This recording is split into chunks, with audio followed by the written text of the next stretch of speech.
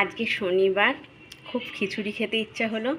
সকাল থেকে বৃষ্টি পড়ছে, তাই জন্য আজকে খিচুড়ি বানিয়েছি। আর দেখো এমন কপাল যে রোদ উঠে গেল। ঠিক আছে, কোনো ব্যাপার না।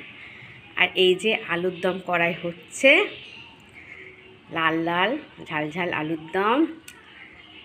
আর এই যে মুগ ডাল মুসুর ডাল দিয়ে খিচুড়ি। আর এই দেখো পাঁপড় ভাজা, এই এত রকম পাঁপড় ভাজা, এখানে পাঁপড় ভাজা, বাদাম ভাজা আর লেবু।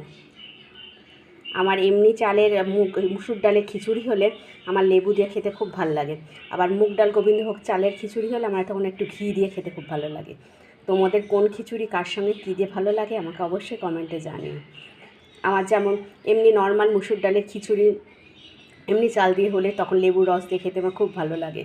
বাদাম ভাজা, পাঁপড় ভাজা, আলু ভাজাটা করিনি। আলু ভাজা ছেলে আমি খেতে চাইলো না, বললো এই দিয়ে আমাদের হয়ে যাবে, আলুর দম দিয়ে।